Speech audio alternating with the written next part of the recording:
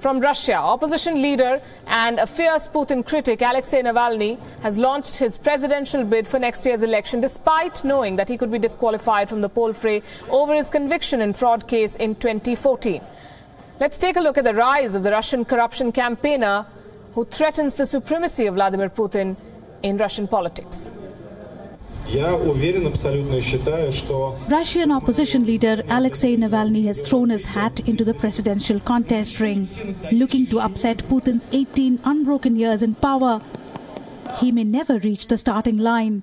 Russia's Central Election Commission has warned Navalny that he will be disqualified owing to his conviction in a 3-year-old fraud case. But Navalny is defiant. He claims his conviction was politically motivated and tears into rival Putin. We have seen enough evidence that there is no large-scale support for Putin. The further away from Moscow, the less the support he has. Even taking into consideration administrative resources. Even taking into consideration their endless lies on the television. They do not have any support. On Sunday, Navalny cleared the first hurdle for taking part in the presidential race. He won the initial support of 742 people, above the minimum 500 required to initiate a presidential bid.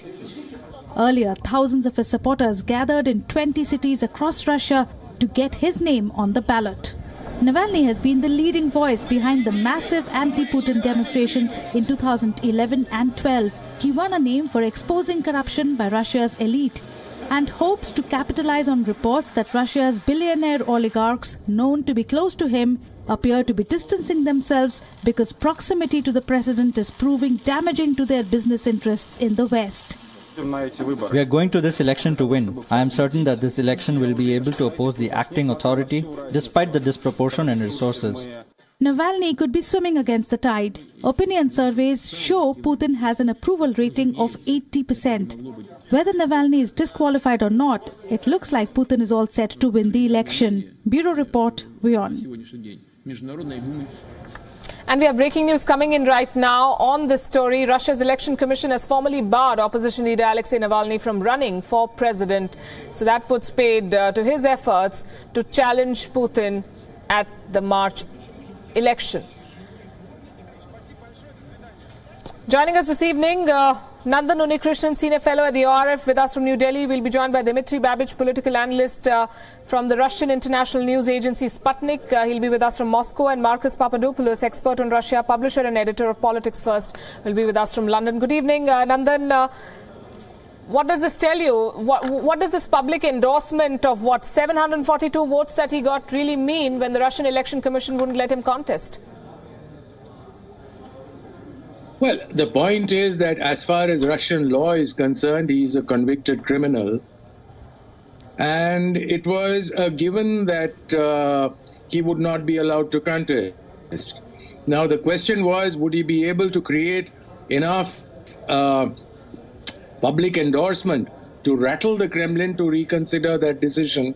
Clearly, nothing spectacular has happened that requires them to readjust to any kind of current reality and allow Navalny to contest. Well, March is still 3 months away. Had he not been barred technically, did he stand a chance against Vladimir Putin? In my opinion, zero. Is it because he doesn't he doesn't match Putin politically, or is it because Putin does not let a political opposition flourish? No, the point is, in Russia today, with a majority of the middle class and the lower middle class, Putin is associated with stability. Political reform is associated with upheavals and disruption. Right now, given the political economic situation in Russia, I don't think anyone wants any kind of upheaval. And struggle for democracy, human rights, these are all things that are reasonably far away from the Russian mind. People at that level are more interested in where their next meal is coming from, will they get a salary raise, and things like that. And for that, I think in their minds, Putin is a safer bet. So this is an election only for appearance's sake. It's going to be Putin anyway.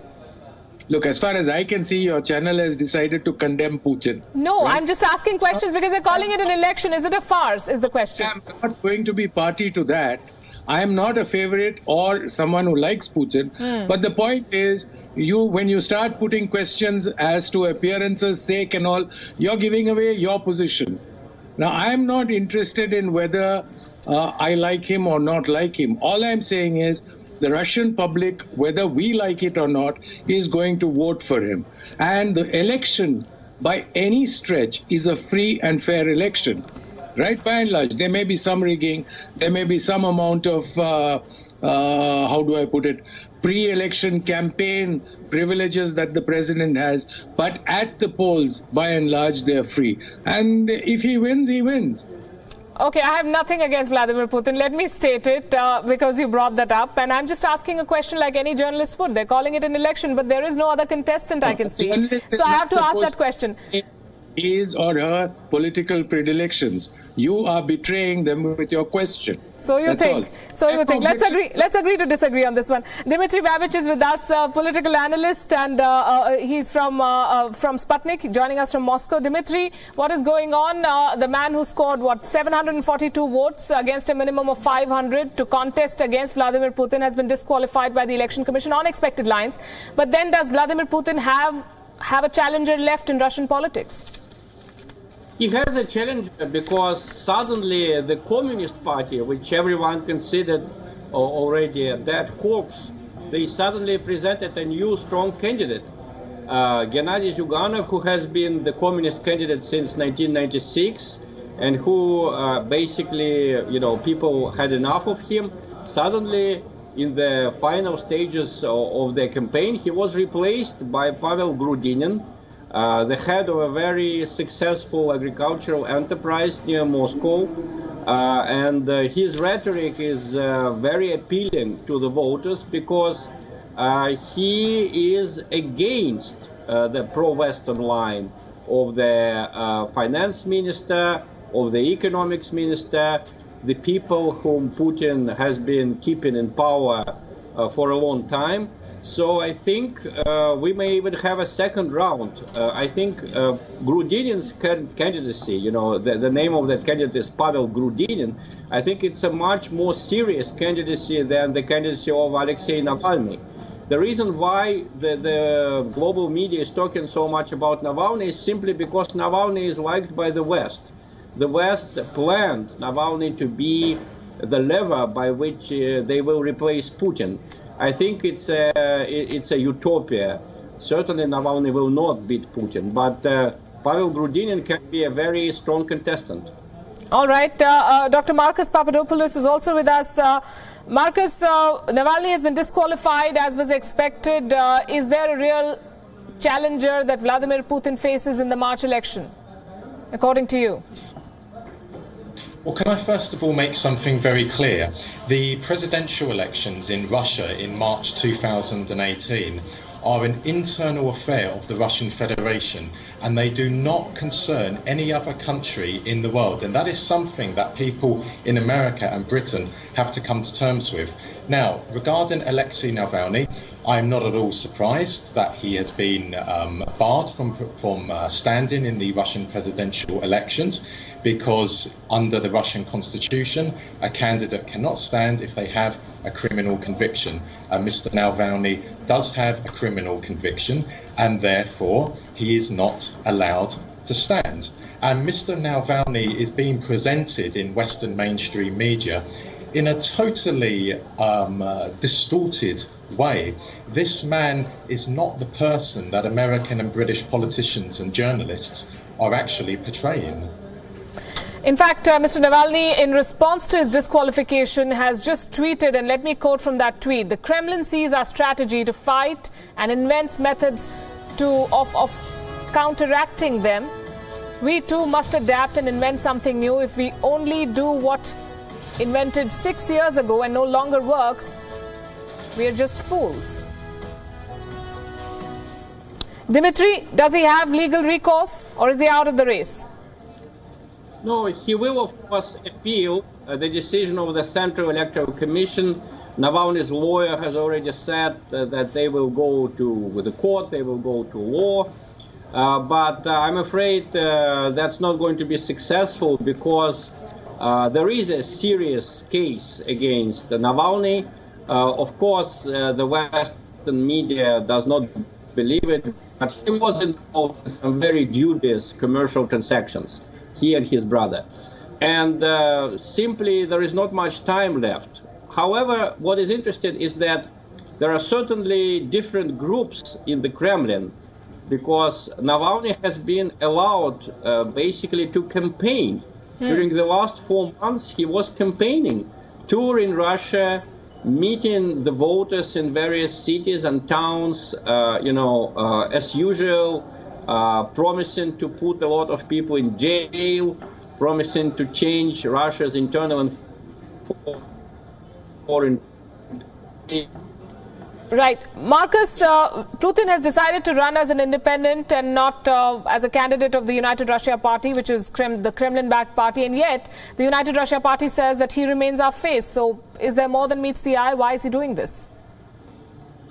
No, I don't believe there's more than meets the eye to that. President Putin has always made it very clear that the president of the Russian Federation should be above party politics. He's there to represent all sections of Russian society, and I think he's absolutely correct to hold that opinion. We must remember that the Russian Federation is a huge country, the largest country in the world. It's a very diverse country. It's a very complex, a very complicated country, and it does need a leader who is affiliated with neither of the political parties in Russia, and who is a very strong leader. And that might not be to the taste of people in America and Britain, but it's absolutely crucial that Russia has a leader who runs it in a very, very strong way. I have no problem in saying that Mr. Putin runs Russia with an iron fist. Right. That is how Russia needs to be run, and that is what the Russian people, historically speaking, expect from their leader. The only question I'm asking is, do they have a fair choice, and can someone else contest election in a free and fair manner? Still almost 3 months to go before the election. Thank you very much. I'm sure we'll talk about this again in the show on Gravitas. Thanks very much. The other challenges, you've seen the story of Navalny. The other challenger is a 36-year-old television star, sometimes known as Russia's Paris Hilton. Television journalist, socialite and actress Ksenia Sobchak wants to run for presidentship in Russia. Vladimir Putin hardly faces a challenge in the election. After the disqualification of Alexei Navalny, the Russian president's main rival is Ksenia Sobchak. TV journalist, socialite and actress Sobchak is the daughter of the former mayor of St. Petersburg. She's also dubbed Russia's Paris Hilton, the American celebrity. Sobchak is widely known as host of a reality show on the Russian channel TNT. And she apparently wants to translate that popularity into political capital. She hopes to become president by beating Vladimir Putin. Media comment about her is not so complimentary. To put it bluntly, the reports say that she has been put up by Putin's allies to divide the vote of Alexei Navalny. But after Navalny disqualification by Russia's election laws, Sobchak has the single distinction of taking on the president, socialite versus karate king Putin. Bureau Report, WION. Meanwhile, how has Russia fared under Vladimir Putin? His rise to power in the country turned out to be great news for the GDP per capita. It started at $1,771 when he began in 2000. It has gone up to $11,000 in 2016. The annual growth rate, however, was at its peak of 12% in 1999, barely at 2% this year. The Putin boom years have significantly helped reduce unemployment in Russia. It started at a high of 10.6% in the year 2000, was slashed to 5% in 2016. Fuel exports played a vital role in the economic stabilization of the country. Began at 50% in 2000, spiked up more than 70% in 2015, making Russia more dependent than ever on energy exports. The path for Putin has not been so rosy throughout. The ruble is going through a thorny phase. It started at a value of 3.6 cents for a US dollar in 2000. It's now inching close to only 2 cents for a dollar. So it seems that even if President Putin easily escalates to power next year, he still has a mammoth task at hand of once again reforming Russia.